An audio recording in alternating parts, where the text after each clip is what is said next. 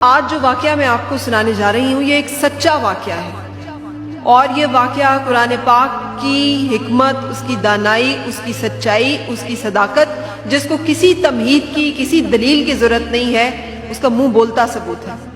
بہت سارے لوگ یہ یقین رکھتے ہیں کہ قرآن پاک میں جو واقعات بتائے جا رہے ہیں شاید وہ اس طرح سے واقع نہ ہوں، تو یہ ان تمام لوگوں کے لیے ایک نشان عبرت اس وقت بھی تھا جب یہ ہوا، اور آج بھی ہوگا جب میں یہ واقعہ آپ کو سنانے جا رہی ہوں۔ یہ 1935 کی بات ہے اور علاقہ اور مقام ہے عراق کا۔ جب ایک دن والی عراق کو اپنے خواب میں ایک صحابی کرام جو ہے وہ نظر آتے ہیں جن کا نام حذیفہ بن یمان رضی اللہ تعالیٰ عنہ ہے۔ یاد رہیے وہ صحابی ہیں جنہوں نے بیعت عقبہ ثانی میں رسول پاک صلی اللہ علیہ وسلم کے ہاتھ پر بیعت کی تھی، اور وہ اس والی عراق کے خواب میں آ کر یہ کہتے ہیں کہ ہماری قبروں کو کسی اور جگہ پر منتقل کر دو کیونکہ دجلہ کا پانی ہمیں تنگ کر رہا ہے۔ والی عراق خواب میں یہ دیکھتا ہے خواب اور نظر انداز کر دیتا ہے، کیونکہ دنیا پرست یا پھر بعض اوقات ہم لوگ اس طرح کی باتوں کو اتنی اہمیت نہیں دے پاتے۔ اگلے دن پھر اسے خواب میں اسی طرح سے حضرت حذیفہ بن یمان آ کے اپنا تعارف کراتے ہیں اور بتاتے ہیں کہ میرے بھائی جابر بن عبداللہ کو دجلہ کے پانی سے زیادہ تکلیف ہو رہی ہے، ہماری قبروں کو دجلہ کے کنارے سے کہیں اور منتقل کر دو کیونکہ دجلہ کا پانی ہمیں تنگ کر رہا ہے۔ اس خواب کو پھر ایک خواب سمجھ کر نظر انداز کر دیا جاتا ہے، یا شاید شیطان یا شاید دنیا اپنے اندر اتنی کشش رکھتی ہے کہ یہ خواب ان کے ذہن سے نکل جاتا ہے اور وہ اس طرف دھیان نہیں دے پاتے۔ تیسرے دن پھر یہی صورتحال ہوتی ہے اور پھر حذیفہ بن یمان رضی اللہ تعالیٰ عنہ خواب میں آتے ہیں اور کہتے ہیں کہ قبر کی منتقلی کر دی جائے کیونکہ دجلہ کا پانی انہیں تنگ کر رہا ہے۔ جب 3 دن تک اس خواب کا کوئی اثر نہیں ہوتا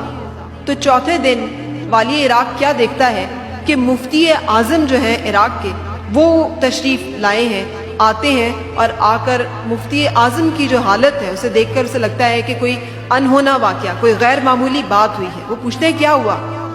انہوں نے کہا کہ میرے خواب میں اس طرح سے صحابی رسول صلی اللہ علیہ وسلم آئے ہیں اور انہوں نے یہ حکم دیا ہے۔ یہ سن کر والی عراق کو یاد آیا کہ ایسی بشارت اور اس طرح کا خواب تو اس نے بھی دیکھا ہے، تو اس نے اس کے بارے میں تحقیق کی اور اس نے کہا کہ میں یہ سمجھتا ہوں کہ کسی مسلمان کی قبر کو کھولنا جائز نہیں ہے، تو اگر آپ اس بارے میں کوئی فتویٰ دے دیں تو پھر یہ پردہ کھولا جا سکتا ہے، اس لیے کہ مسلمان کی قبر جو ہے وہ اس کا ایک پردہ ہے اور اس پردے کو نہ کھولنے کا اور اس کے اندر موجود رازوں کو بیان نہ کرنے کا حکم ہمیں ملا ہے۔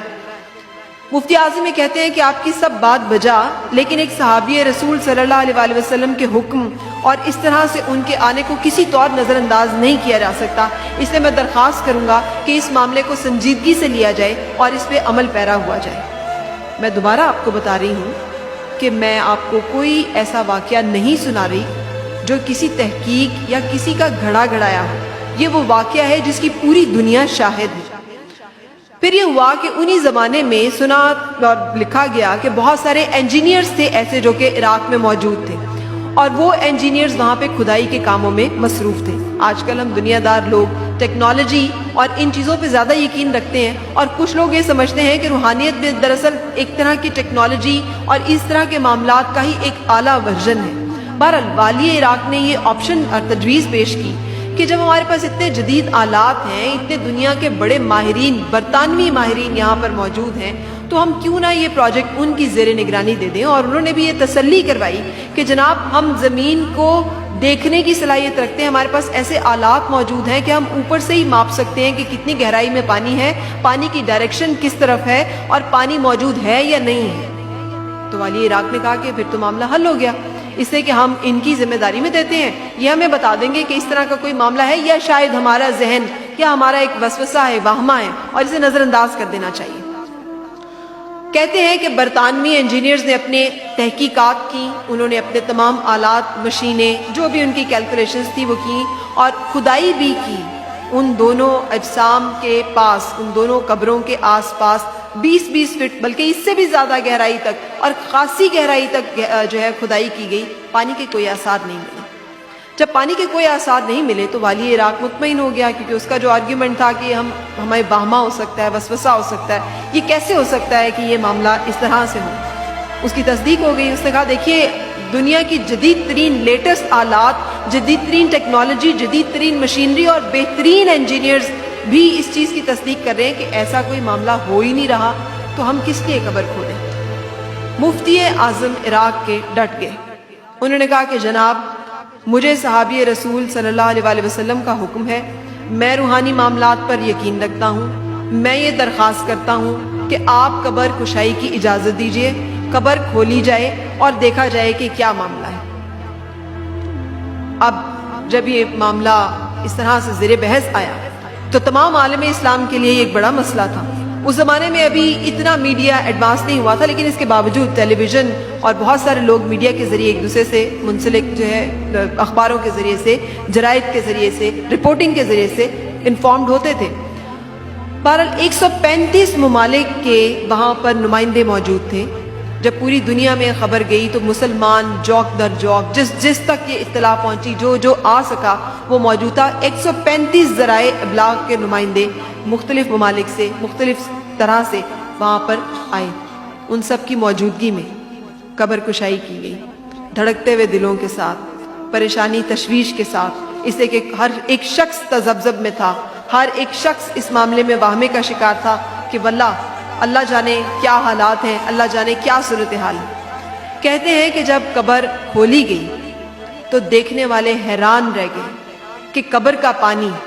حضرت جابر بن عبداللہ رضی اللہ تعالیٰ عنہ کے قدم مبارک ٹچ کر رہا تھا۔ دجلہ کا جو پانی ہے وہ پاؤں چھو رہا تھا،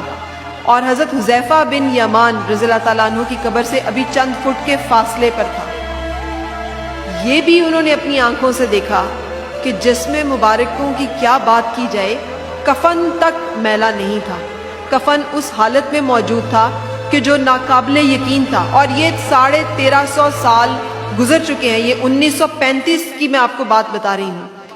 تو ایک جاپانی رپورٹر نے وہاں پہ لکھا کہ میں نے جو اپنی آنکھوں سے دیکھا ہے میں یہ بیان نہیں کر سکتا، اور آج مجھے اس خدائے واحد پر یقین آ گیا ہے کہ جس کے ماننے والے زمین جو ہے ان کو نہیں کھاتی، جس کے ماننے والوں کے ساتھ اس طرح کا معاملہ ہوتا ہے کہ طبعی اصول ان کے اوپر لاگو نہیں ہوتے، اس رب کو آپ طبعی اصول اور قوانین کے ذریعے سے کیسے سمجھ سکتے ہیں جس کے بندوں کے اوپر وہ طبعی قوانین جو ہے وہ لاگو نہیں ہوتے۔ کہتے ہیں کہ حضرت جابر بن عبداللہ رضی اللہ تعالیٰ عنہ کی آنکھیں کھلی تھیں،